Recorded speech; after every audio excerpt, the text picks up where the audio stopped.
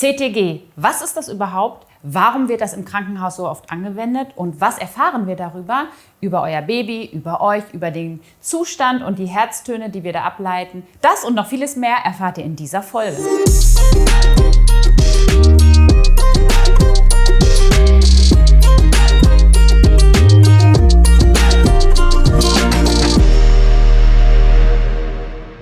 Hallo, mein Name ist Tanja Gottmann, ich bin Hebamme mit Elli in Bochum und heute möchte ich euch ein bisschen was erzählen über das CTG. Das ist dieses kleine Gerät, was wir in allen Kreissälen haben, in unseren verschiedensten Räumen haben und was es damit auf sich hat, werde ich euch heute erklären. CTG heißt Kardiotokograph. Damit zeichnen wir zum einen die Herztöne eures Kindes auf, aber wir können auch die Wehen aufzeichnen.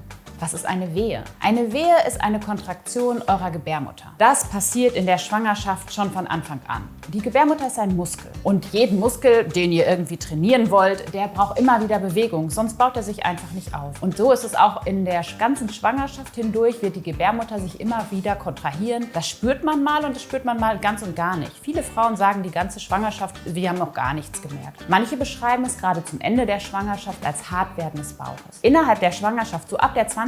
Woche kann es mal sein, dass ihr so ein bisschen Ziehen merkt oder ein bisschen was anderes als Kindsbewegung, die dann ja langsam anfangen. Das sind sogenannte Alvarez-Villen oder Braxton-Hicks-Kontraktionen. Die sehen ganz anders aus als Wehen, die dann zur Geburt führen. Davon zeige ich euch gleich noch welche. Diese Wehen machen einfach nur, dass sich die Gebärmutter besser durchblutet und der Muskel wachsen kann. Die Durchblutung ist natürlich total wichtig, dass es eurem Kind, das ja über die Plazenta versorgt wird, immer gut geht. Somit sind Wehen in der Schwangerschaft was völlig Normales. Diese Wehen, die auch trotz alledem manchmal vielleicht bei eurem Gynäkologen, wo ihr so ab der 30. Woche auch ein CTG in der Vorsorge bekommt, aufgezeichnet werden, sind ganz physiologisch und verändern gar nichts an eurem Muttermund. Das ist der allergrößte Unterschied bei Wehentätigkeit. Wehen, die einfach da sind und diese Durchblutung fördern oder Wachstum steigern, sind völlig normal. Wehen, die allerdings an eurem Gebärmutterhals, an der Cervix oder am Muttermund Veränderungen machen, die führen dann eventuell zur Geburt, vielleicht auch zu früh. Das sind dann sogenannte vorzeitige Wehen. Und da muss man auf jeden Fall immer in der Klinik gucken, wie man das stoppen, aufhalten oder irgendwie wieder zur Ruhe bringen kann. Jetzt würde ich aber erstmal euch zeigen, wie so Wehen aussehen können. Und zwar ist es für manche Männer immer ganz interessant, neben diesem Gerät zu sitzen und zu sehen, wie hoch so ein Wehenschreiber ausschlägt. Dann sitzen sie da und sagen, Mensch, Schatz, die sind schon so hoch, bestimmt tun die richtig weh. Oder mein Gott, die sind ja gar nicht hoch, die tun bestimmt gar nicht weh.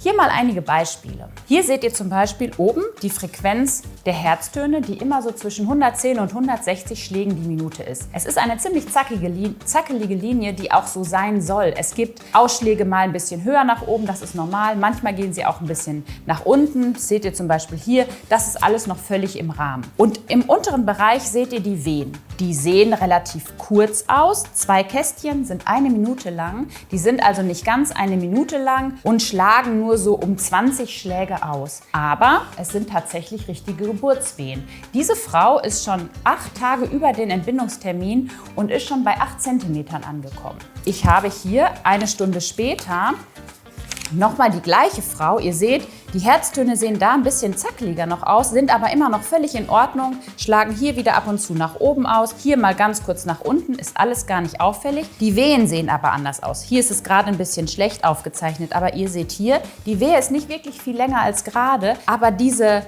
Zacken zwischendurch zeigen, dass die Frau ganz, ganz tief atmet. Wenn ihr nämlich richtig tief in den Bauch atmet und den ganz dick aufbläht und wieder ausatmet, nimmt der Wehenschreiber, je nachdem wie viel Bauchschicht zwischen der Gebärmutter und dem Wehenschreiber ist, zeichnet es das auch ganz genau auf. Und hier ist die Frau schon mit vollständigem Muttermund und hat tatsächlich eine halbe Stunde später ihr Kind geboren. So unterschiedlich kann das sein. Hier seht ihr zum Beispiel, wir achten jetzt mal erstmal nur auf den unteren Bereich, eine Frau, die hat nämlich Zwillinge, deshalb ist es oben ein bisschen, sind 2 Kurven ab und zu erkennen. Aber ihr seht hier unten Wehen, die ganz hoch ausschlagen. Die gehen um 80 Amplituden nach oben oder sogar noch über die 100. Die sind hier auch relativ regelmäßig. Zwischendurch sind mal verkleinere, diese Frau ist in der 34. Woche schwanger und spürt von den Wehen überhaupt gar nichts. Sie ist sehr, sehr schlank, deshalb zeichnet das so gut auf. Die Wehen haben gar nichts am Muttermund gemacht.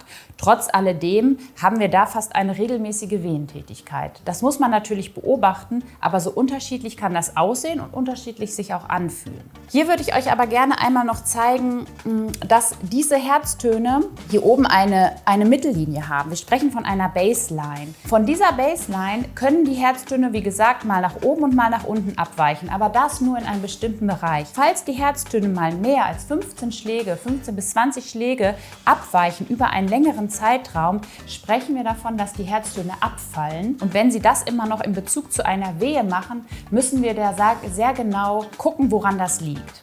Hier kann man es so ein bisschen angedeutet erkennen. Das ist tatsächlich noch gar nicht schlimm. Ich will es euch nur einmal zeigen. Aber vielleicht habt ihr das schon öfter gehört. Warum wir das CTG überhaupt im Kreissaal anwenden, hat einen ganz einfachen Grund.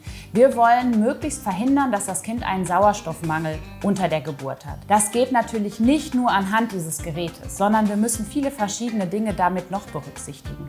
In eurer Anamnese sind vielleicht Sachen aufgetreten, die wir berücksichtigen müssen, warum wir ganz besonders darauf achten. Vielleicht habt ihr eine Grunderkrankung, vielleicht hat euer Kind eine Grunderkrankung. Vielleicht ist euer Kind aber auch nicht so gut versorgt, weil die Plazenta schon in der Schwangerschaft nicht mehr ganz so gut gearbeitet hat. Vielleicht habt ihr ein zu früh geborenes Kind in eurem Leib, was jetzt langsam kommt, dass ihr schon Wehen habt. Das alles gilt es zu beachten und damit in Verbindung mit dem CTG können wir sagen, okay, wir müssen ganz besonders gut aufpassen, wenn die Herztöne zum Beispiel abfallen oder wir sind relativ entspannt. Wenn ihr zum Beispiel bei uns seid und diese Frau gerade mit 8 cm Muttermund, da die Herztöne zwischendurch ein bisschen abfallen, ist es überhaupt nicht schlimm, weil wir wissen, das Kind wird geboren in nächster Zeit. Wenn ihr aber in der 34, 35, 36. Woche, also noch in der Frühgeburtlichkeit, Wehen habt und da die Herztöne abfallen, dann ist das Kind natürlich nicht reif. Es hat gar nicht so viel Reserve, dass es das vielleicht ausgleichen könnte, einen kurzen Verlust oder Unterversorgung der Sauerstoffzufuhr. Deshalb müssen wir da ganz genau hingucken und deshalb werden hier im Kreissaal bei Frauen, die zum Beispiel auf der Station sind, 2- bis 3-mal am Tag ein CTG geschrieben. Wenn ihr bei uns unter der Geburt seid, haben wir immer intermittierend ab einem gewissen Zeitpunkt, wenn ihr regelmäßige Wehen habt, wenn ihr eine PDA habt, wenn wir vielleicht mit Medikamenten die Geburt unterstützen, werden wir permanent die Herztöne aufzeichnen und überwachen. Das passiert einmal mit dem Gerät, hier mit diesen beiden Knöpfen. Aber das können wir auch mit einem mobilen Gerät machen. Das heißt, ihr könnt euch nicht nur mit Kabel ans Bett gefesselt fühlen, sondern wir haben auch eine Telemetrie. Das heißt, ihr könnt damit auch in die Badewanne gehen. Wir können das immer überwachen. Ihr dürft euch im Kreissaal damit bewegen. Ihr könnt damit touren. Ihr könnt euch da auf den Petsyball mitsetzen. Das ist alles gar kein Problem. Wir können die Herztöne natürlich auch anders überwachen. Zum Beispiel ganz altmodisch mit einem HT-Rohr. Das ist total einfach, wenn man das ein bisschen geübt hat. Da legt die Hebamme ihr Ohr an den Bauch der Mutter und kann so am fetalen Rücken des Kindes die Herztöne hören und auch bewerten. Das gibt es auch noch in elektronischer Form, haben wir hier auch. Das ist ein sogenanntes Dokton.